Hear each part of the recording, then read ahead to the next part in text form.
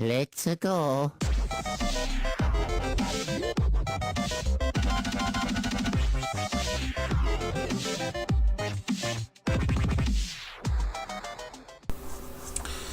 Yo, what is going on, guys? It is me, the Ninja Reviewer here. I can take these off. And it's time for another review of that JoJo motherfucking greatness. Greatness. What the fuck? What did I say that for? Greatness. JoJo's Diamond is Unbreakable. Episode number 25, 25 bitches. Excuse me. Heart fodder. Oh my god. This episode. So we found out the most and very important information of all when it comes to Father Heart, or Heart Fodder, whatever you want to call him, Father Heart. Basically, we found out that not only that is Killa's dad, that's number one. Number two, we found out that the arrow that he had, the arrow that was pretty much basically creating a whole bunch of stand users, guess what? We found out from Jotaro's assumption that he got the bow and arrow from Inuba. I believe that's her name. Inuba, I think her name was. You know, that weird village chief looking woman, that Indian woman that pretty much helped deal Brando out, gather up all the stand users, especially, the 9 Egyptian gods and etc. that he needed, when he was planning to actually kill off the Joestar lineup, which was Joseph and Jotaro. So, we actually found that out pretty much. So, when it came to that, hold on, I'm just trying to do something here real quick. Okay. So, when it came to that, we found out that when it came to,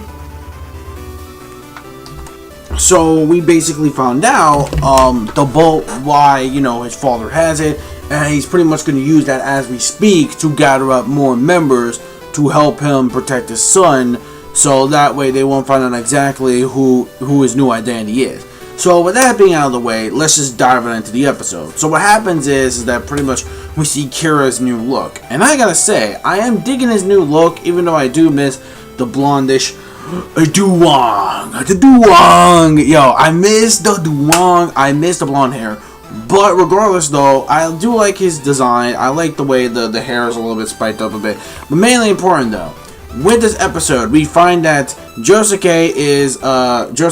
and the rest of the crew are pretty much exploring his old house where he used to live. And what happens is that they find out some more clues leading up to what his personality is and why he obtained, well, not really. We don't really find out the reason why he became a killer and etc. like that. His father knows, but we don't know the full details. We just know these disgusting hobbies he has, like him collecting his own toenails and placing them into different dates on how long his toenails and his nails or fingernails, whatever, have grown. And I'm like, what the fuck? This dude is like, ugh, like Phil, like the fuck? Who that? It's like a very, very, very creepy fetish, like straight up. It's a very creepy fetish.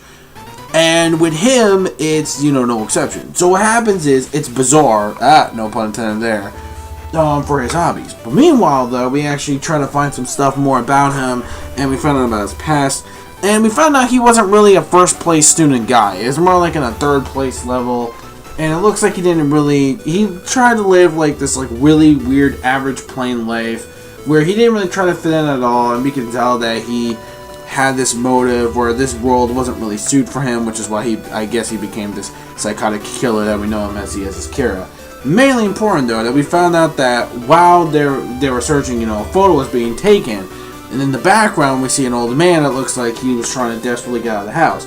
But they tricked him thinking that, but in reality he doesn't want them to leave the house at all without them being killed off, obviously. So what happens is he tries his best to actually discourage him and try to actually allow him to kill him and go through, because he is a ghost, obviously.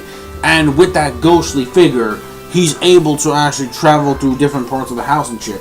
But Jotaro and Josuke pretty much catch him off guard before he was able to do that. And they seal him up in a picture, before, they kind of seal him up in there. And it was kind of funny how, Koichi's like, oh, come on, give him some air, he's actually gasping and, begging for air. Well, Ukisaku's like, alright, fine. Ukisaku just, pretty much the brilliant boy as he is, just pretty much just sticks, all these pins inside the picture, thinking that, okay, I just tricked you, now you're double sealed.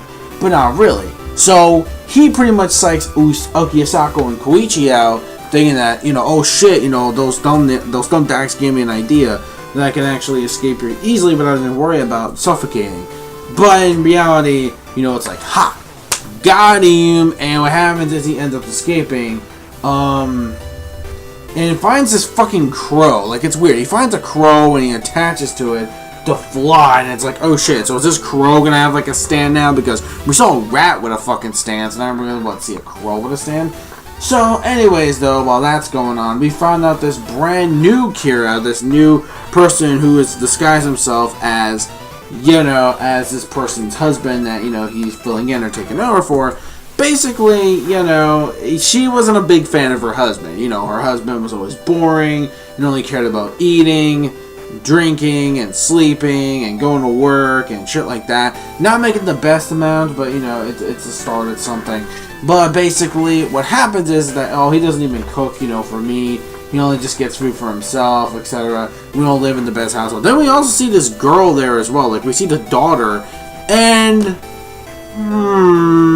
that daughter is foreshadowing, because I did see her in the opening as well. And I sort of know a little something about that's going to be involved later on, because I did play the video game All-Star Battle, so I know exactly, I'm like, oh, it's that shit, oh no, okay, I know exactly what that's going to be coming up. Shit, that's important for way, way, way later on, but that daughter of hers is going to be important. So meanwhile, though, we do get to see, her not really the most bonding of daughters, doesn't really say hi or bye, just has her own little world, just, sealed away and shit like that. Meanwhile, we see Kira, and he's doing all this stuff that, even though he's weird, that normal people would do. He cooks really good ass food, he's listening to music, and she's like, wait a minute, my husband never acted like this. This is kind of weird. He never acted like that, though. That's kind of really bizarre. Like, I've never seen my husband like this before.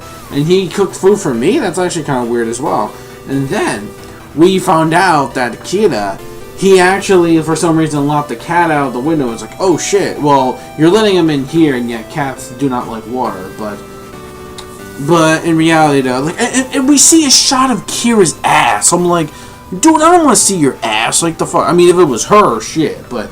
No, oh god, no homo. I just don't swing that way. I don't want to see a shot. I'm pretty sure all the girls, I mean, there are actually, surprisingly, there's a lot more females now watching JoJo. I'm pretty sure all of the fucking females got a hard on when they saw Kira's new ass, and I'm like, what the hell? That is something I really just did not want to see there. But regardless, though, it's just him taking a shower regardless. It was only like a glimpse second, but it's like, oh my god, does he work out? I was like, I'm not gay or anything, but holy fuck. I don't know who the original owner of the body was, but goddamn. Anyways, so what happened is that apparently there's also this other dude where, he had to owe like a lot of money. Like, I guess the guy, he's renting out the place, and he doesn't really pay his bills on time. But Kira's like, I may be a little short, but it's just, mainly, I'm short, meaning that I've been short this month. I was short on cash for that month, but luckily, for the other months, I got you all covered. And he takes out his wallet, all these fucking millions of Zen, gives it to the guy for all the payments that, the other dude didn't do. He's like, oh, cool, thank you, that's great, you actually paid off everything, you're caught up, congrats. And he just fucking left. And then, she gets a hard-on for him, and she gets turned on. She's kind of wet. Let's just say it that way. I don't know if that's really appropriate. I could say that. I don't know. Hopefully YouTube does not deduct me from my revenue if I fucking say that. But regardless, though, yeah. So when it came to that in general, that's pretty much how this episode went down. And it turns out that she still finds it kind of bizarre that how her husband is and stuff like that. But until then, it looks like things are getting a little bizarre for her. She's feeling a little odd on how this is going down. But regardless, yeah, so next week, we're going to see something called the Jockin' Boy. Now, I'm not really too familiar with that. The Jockin' Boy. And that's going to be the next episode, episode 26. And also, from when I heard announcements, we're getting a brand new opening as well. Well, not next week. I think that's the week after that. I think it's right after episode 26. I think like 27 we're gonna get it. I'm not so sure. Probably when October reaches, when the full anime lineup starts. Probably that's when the new opening will appear. I'm assuming that's the case, unless we're getting a next episode, which kind of a little bit earlier, but not too sure about that. I mean, let me know when we're getting the new opening. I'm not so sure, but if that's the case, I will do a live reaction to the final opening of Diamond's Unbreakable, if that's going to be the case. Because yes, it is going to be ending by December. We are still going to be going. The JoJo hype train is still going to continue to the end of the year, which is good. And then Diamond's Unbreakable will conclude at the end of the year. So, we got, a lot of ground to cover there. Well, we're getting there. We're almost there, I believe, to the climax, or getting closer to the final arc of the story. But regardless, though, yeah, that's pretty much it for the episode.